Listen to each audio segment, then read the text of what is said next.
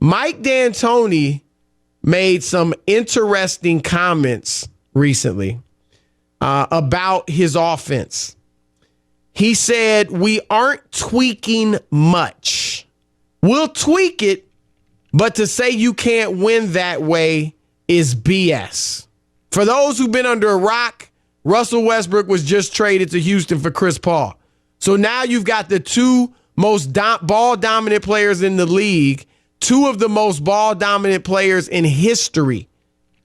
And in fact, they do each have the highest usage rates for a season, the 1 and 2 in NBA history. They're going to play together, and Mike D'Antoni says, we're going to pretty much play the same way we did last year. Aaron, your thoughts? Well, I mean, I think the concept of playing the way that they play, I do think it can work. I'm just not sure it could work with Russell Westbrook because it's exactly, right. Yeah, like, and this is, we'll get into Daryl Morey at some point, but like, I think he's and I hate to say it, I think he's a math nerd. I don't think he understands the concept. Well, he is definitely a math nerd. That's not even an insult to, he would probably tell you that. Well, I don't think he's a math nerd, and that's in vogue in the NBA today. Math nerds, I guess. Yeah, no, I mean it is, but it is. Whether it should be is another question, but it is in vogue. And who just orchestrated the whole Kawhi Leonard thing? Jerry West, a basketball guy through and through. But the logo, right? Yeah. No, I mean, I just the thing with Morey that I was going to get to is I get it. I get what his background is. I don't think he has a concept of how puzzle pieces actually fit together on a basketball court. And with the Clippers as an example, Kawhi, Paul George, they play off of each other. Patrick Beverley, Montrezl Harrell, the pieces all fit together. And you look at the Rockets, like, yeah, of course D'Antonio isn't going to change anything because he's basically done the same thing since the Phoenix Suns days a decade ago with Steve Nash. But will it work? I don't think so, but I don't necessarily blame him because he is who he is, and he can only go with the players that management gets him. I just don't think the puzzle pieces fit to keep doing it. Well, I'll quickly address what you said about Daryl Morey, and he is the poster child for analytics. Okay, he's the GM of the Houston Rockets, and the problem with analytics, whether it's baseball or basketball, and I think, look, analytics are a part of your basketball equation. Every NBA front office does, obviously, but should have a strong analytics department, okay? Sure. They just shouldn't be running things. Your analytics should not determine every move, okay? Because what analytics don't do is take into consideration the human elements. Chemistry. Is a player cold-blooded under pressure, or will he choke under pressure? Heart, fortitude, character. And Daryl Morey, look, he's a good GM. He's overrated because some people think he's tremendous. And the thing about Daryl Morey is that even though he is the analytics guy, he consistently makes moves that not only disregard analytics, but often go the exact opposite of analytics. Okay? Mm-hmm. Now, I'm with it if Colin Cowherd calls it manalytics. I'm with taking the analytics into consideration, but making moves based on other factors. But his moves are beyond that. Russell Westbrook doesn't fit analytically at all with the Rockets. Chris Paul didn't. Jamie Butler, who they wanted, didn't. Carmelo Anthony didn't. Dwight Howard didn't. And so that is the situation with Daryl Morey. I heard Colin Cowherd say it was a great example. It's like if you're a fashion expert and you dress horribly, it doesn't make sense. But I want to get to Mike D'Antoni and what he said. I will say this and then let you go in and, go comment on it, and then we'll go address the rest of it, what he said. His comment, second half of his comment, to say you can't win that way, or essentially the way he coaches and his teams play, is BS. I agree with him there. Now, Aaron, I'm in the minority. It may even be a minority of one. I think Mike D'Antoni's a Hall of Fame coach. Huh. He hadn't won a title, but Don Nelson is a Hall of Fame coach. He never won a title. And Mike D'Antoni has helped change basketball, okay, with what he did in Phoenix, 7 seconds or less. Obviously, he's had great success in Houston, even though they haven't won the ring. Now, he's got his warts, don't get me wrong, but I just think he's been a Hall of Fame coach. And I do agree with him that the way his teams play can win championships. Let's not forget 2 years ago, they were right there. If Chris Paul doesn't get hurt and they're up 3-2 on Golden State, maybe they win that series and maybe they win the championship. When he was in Phoenix, the year that his players, Amari Stoudemire, Boris Diaw, got suspended against San Antonio, I believe they were up 2-1. But even if they weren't, that was a team, they could have won that series without the suspensions. And the Western playoffs were the championship that year. And really those years, a lot of those years in that era. And so Phoenix would have won that championship, I believe. I think they would have faced maybe New Jersey, the Nets, but they would have won, I believe, a title. So except for that fight, that brawl, and he didn't keep his players on the bench. So I do agree with him that his style can win titles.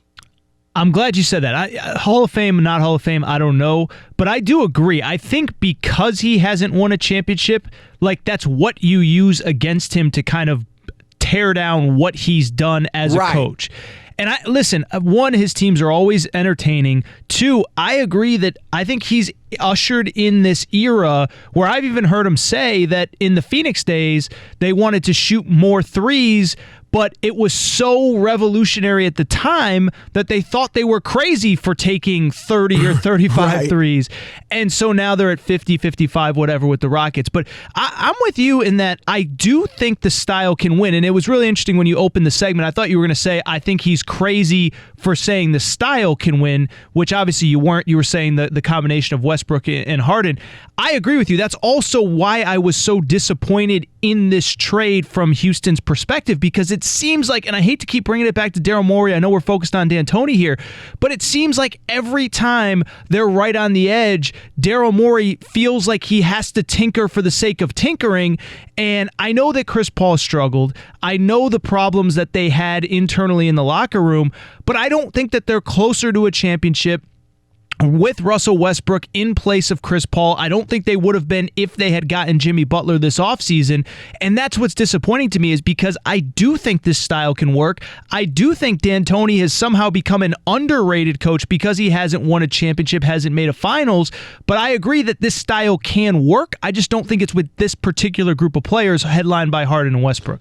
Yeah, I'm with you. And that's why, like you said, I agree with the second half of his statement. This type, you can win this way. But for him to say he's not tweaking anything, they're done. They're done. Houston Rockets fans, you are done. I didn't think you were winning the championship anyway. I think you'll make the playoffs. I think you'll be sexy. I think you'll be must-see TV. I think at times it'll be, people stopping to watch a car accident. You got more talented. Westbrook is better than Chris Paul at this point. But this will not work. The only chance these two players have of playing together and it working, in my view, is if they had something akin to a Golden State type offense, where there was a lot of ball movement, player movement, where Westbrook was moving and cutting and flashing and running along the baseline, and Harden was moving at times, where the ball wasn't sticking. That's where I think it will have the best chance of working. But to not tweak much, not tweak what? Not tweak James Harden having the ball in his hands 40-something% of the time, dribbling out the clock, and either taking the shot or passing to somebody with the shot clock going down, and then they've got to shoot it. Russell Westbrook is about the furthest thing you can get from a spot-up three-point shooter. And if you're not going to tweak much, then that's what you're going to make him, and that's not going to work. Yeah, and that's why this move was so disappointing to me, and I think I actually texted you and Rob when it went down because you guys were on air.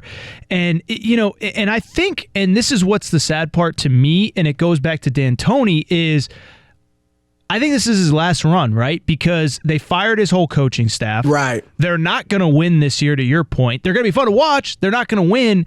And this guy's 68 years old, and I do think he's going to go down as one of those coaches, maybe like Don Nelson, as you just referenced, Chris, that doesn't get the credit that he deserves because he was already on thin ice, fair or not, going into the offseason. As I just mentioned, they got rid of the entire coaching staff, and it's not going to work. And I actually feel bad for him because, again, as a head coach, you can only use the puzzle pieces that are given to you by management.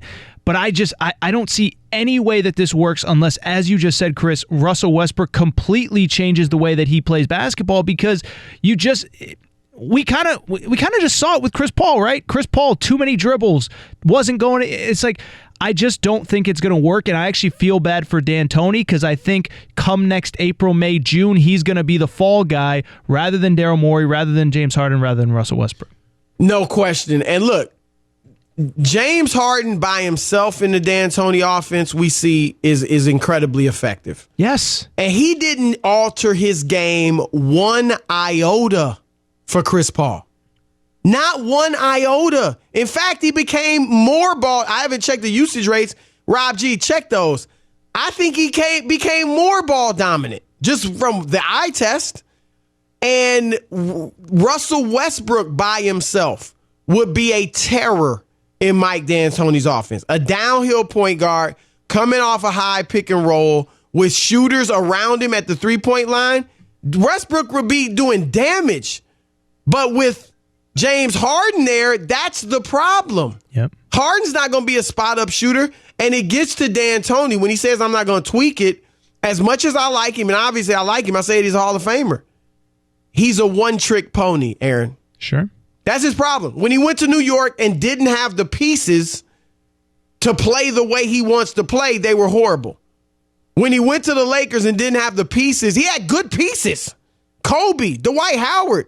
But he didn't have the guys that fit his system. They weren't good. And it's the same, like now he's got guys, he needs to make some changes. And so that's why I don't call him an offensive genius. Great offensive coach, but not a genius because he doesn't adapt to his personnel. And I think there is a way to adapt. That's what made Steve Kerr such a great coach. Mark Jackson was a good coach. That team was a good 50-something win team, second-round playoff team. But Steve Kerr went in there, put in the perfect system for that group of guys, and they went to heights nobody, maybe even themselves, didn't think they could. And you know what, Chris? Quick aside here. I want to let you know you asked me a question about James Harden's usage rate. It has gone up each of the last 3 years. Think of that. You got another ball-dominant all-star future Hall of Famer at your side, and your usage rate went up. Sure. No. He and Westbrook are buddies, but I hope they're buddies 2 years from now. I mean, right? Yeah, no, I mean, listen, we all heard KD and Steph, oh, they're so excited. Yeah, and we saw how quickly that deteriorated.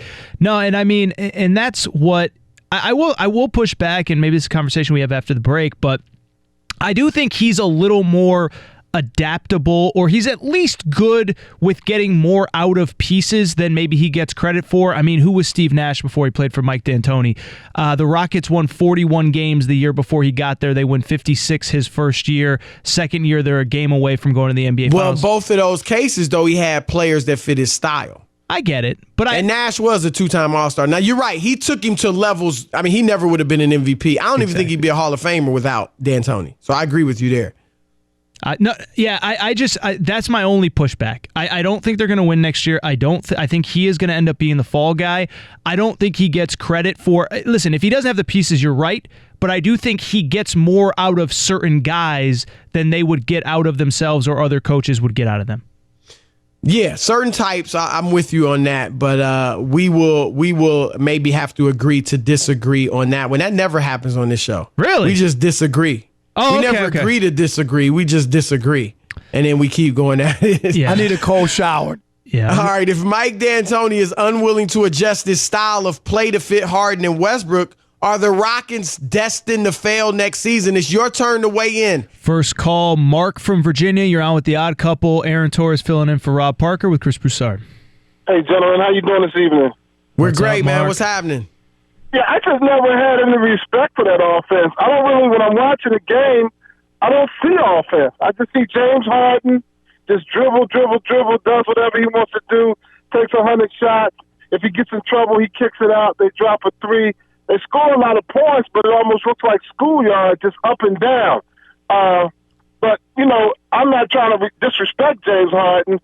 He put up a lot of numbers last year, but I just don't have respect for volume shooters who need 40 shots to get 40 points.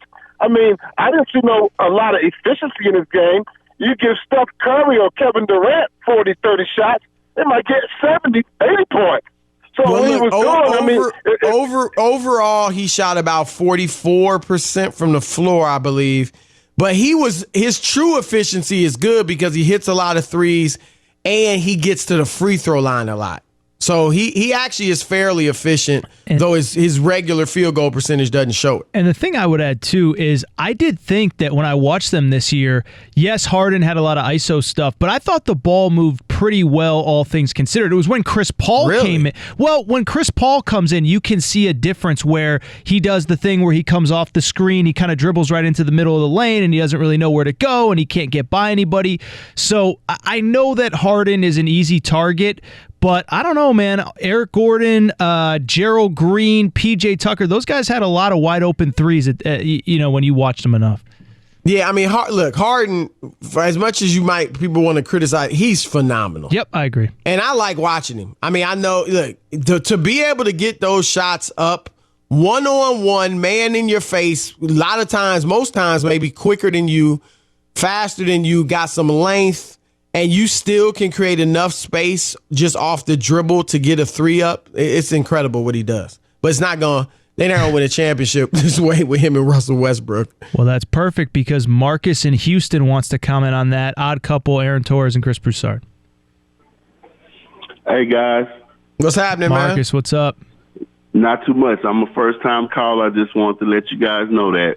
Thank you, man. We appreciate it. I'm a first-time host, sort of. But. Hey, second. I'm tired of all the negative chatter about James Harden and Russell Westbrook. You guys were saying the same thing when we traded for Chris Paul. It's not going to work. We don't know how it's going to work. Hey, at this stage in these guys' career, we have 2 MVPs, 2 All-Star players. They will have to make the adjustment to make it work. Tell me how what they're going to do to make it work. Hey, otherwise, you're just wishful thinking. No, I'm not wishful thinking. I just think at this stage in their career, they're going to have to make some adjustments. Harden is going to have to get off the ball. He's not going to be able to dribble the shot clock down to 21 seconds. He's not going to be able to do that. All right. And I don't know. I mean, your coach just said they're not tweaking much. D'Antoni, he's not going to play his hand right now. He's saying that, but he knows there's got to be adjustment. It definitely has. If he wants to keep his job, it's definitely going to have to be some adjustments. Well, I do think Harden is more capable of making adjustments than Westbrook. Westbrook is what he is, Aaron. And that's his great strength and his great weakness. 110 miles an hour for 48 minutes. Does not really understand time and score. That you don't play minute 47 like you played minute 17. And that's what enables him to be so great and get triple doubles for his whole seasons. But it's also what makes him exasperating. And I don't think he can be the best player on the championship team. Yeah, I just think Marcus kind of just said, Harden could just play off the ball. And I get it. He's more adaptable than Westbrook, as you just said, Chris. That doesn't mean that Harden can be Harden when the ball isn't in his hands. So. Right. And or that Westbrook can be Westbrook. Because that's the thing, too. One of them could submit and let the other guy have his way, but then that other player is not going to be himself. Agreed. And then they're not at their maximum value. NBA champion, Fox Sports NBA analyst Antonio Daniels. What's happening, man? What's up, Chris? What's up, Aaron? Yes, Chris, before you ask me, I do think it's going to work. Really? Yes. You just trying to be nice, man. No. Chris, I've done enough interviews with you guys, and you know how I get down. If I didn't think it was going to work, I would tell you. Okay, work. Now, let me ask you what your definition of work is. I do think the Rockets will be a playoff team. I do think they'll be, that type of team you don't really want to see because of Westbrook's relentlessness, Harden's skill and ability. But I don't think they can beat the Lakers or the Clippers or win a championship like this. So what is work to you? Is work winning? Because that's the goal, right? Win the title for them. Well, I mean, then the thing is, basically, what we're saying in a different sense is it's only about 5 teams that it works for then. Because it's only about 5 teams that realistically can win the title, so 25 other teams don't count. Okay, is Houston in that 5? To win the NBA championship? I don't think so. Not in this first year. I don't think so in this first year.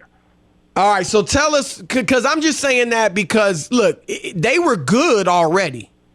I mean, darn, heck, they were great. Let's face it, right? They might have been the second best team in the league the last 2 years. And, but so the goal, and I don't mean every team's goal is to win a championship. But right now, they are like, we made this move to win a title. They felt like they couldn't win it the way they were. That's what this was about. But tell me why you think it's going to work.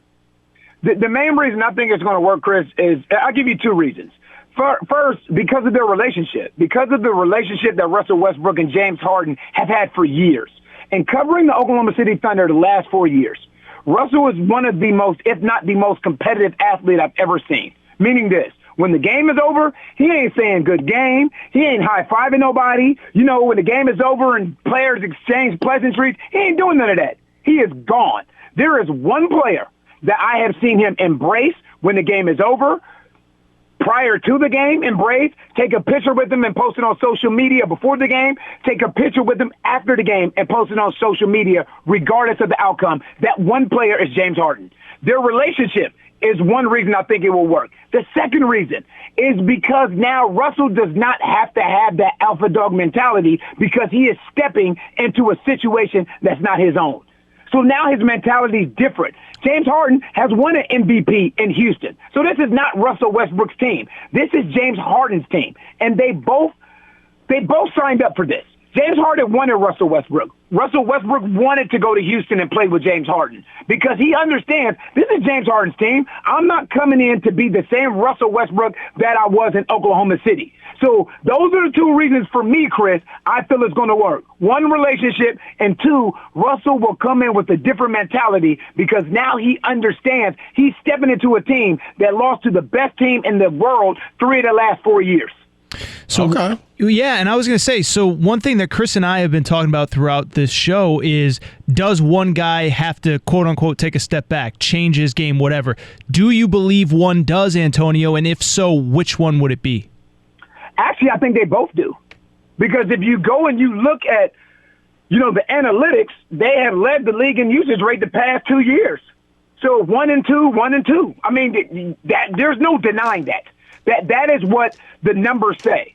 So with that being said, Russell Westbrook is yet to play with another lead guard or guard as good as James Harden. James Harden has yet to play with another lead guard or guard as good as Russell Westbrook.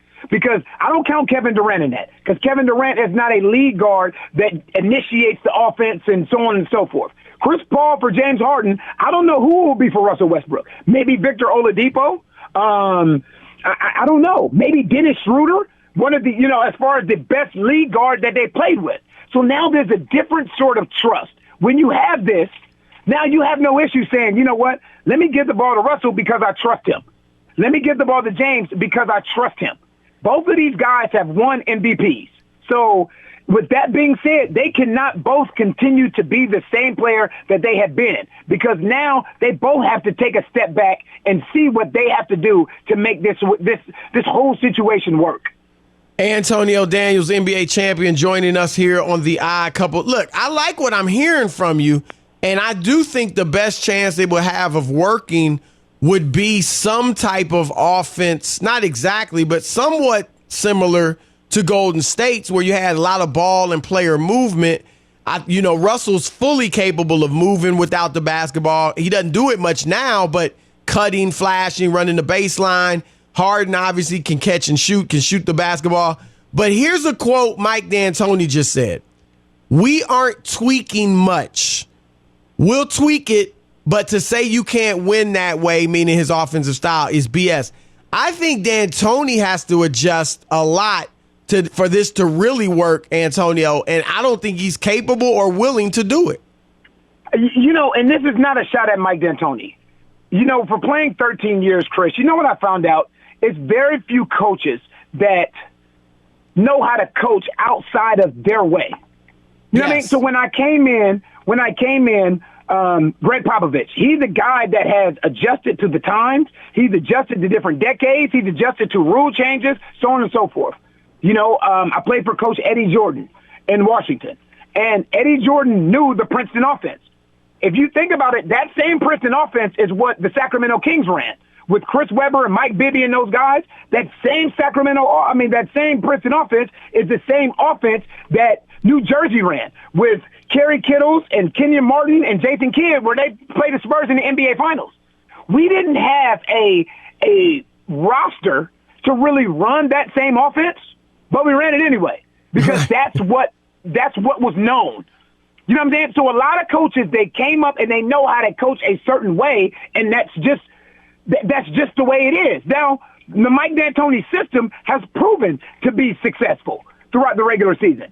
And in the postseason, somewhat, depending on what we're basing success on. But, I remember, Chris, when I was on with you and Rob a while back, I said the thing I felt the Houston Rockets did, I thought they overreacted. You lost to the best team in the world 3 of the last 4 years. There's no shame in that. And maybe Mike D'Antoni's feeling that same exact way. You know what? We can win this way because now we're not facing that juggernaut in Golden State with Kevin Durant, Steph Curry, Klay Thompson, and Draymond Green. It's the odd couple. Chris Broussard, Aaron Torres filling in for Rob Parker. Last question here, Antonio. You kind of just referenced it, but the Rockets, they were right on the cusp a couple years now. I'm just going to ask you point blank. I think it's a good way to wrap this interview. Are they a better team, more equipped to win a championship right now than they were at the end of this past season? Yes. Ooh, you froze there for a second. I do think so. I think they're a better team, period. I think they're a better team with the addition of Russell Westbrook. And here's the thing. It's like, I say that, but I'm not discrediting Chris Paul. Like, it's amazing to me to watch how many people are talking so dirty about Chris Paul like he can't still play. He is still one hell of a lead guard, one of the best lead guards in this league. But with that being said, Russell's younger, bigger, stronger, faster, and more versatile than Chris Paul is. So now you get a different sort of dynamic when you put Russell Westbrook out there with James Harden, when you put him out there with Eric Gordon, when you put him out there with Clint Capella. And I tell you this, Russell Westbrook has never played with shooters like this. He's never had this option. He had Kevin Durant. Yes, that's one of the greatest shooters of all time. But I'm talking about guys that you can put out there that other teams have to warrant, which gives Russell Westbrook space and opportunity to do what it is that he's done. He's never played with specialists. Clint Capella is a specialist. James Harden is a scoring specialist. Eric Gordon is a specialist. He's never played with this type of roster. So for me, in covering this team the past 4 years, I'm interested to see his maturation process with this Houston Rockets team. All right, Rockets fans will love it. Antonio Daniels, big fan of the Westbrook trade to the Rockets. I smell a wing bet coming up during the season, Antonio. We got to figure out what it is. I'm with that. All right, man. Always good to have you. Thanks for the knowledge.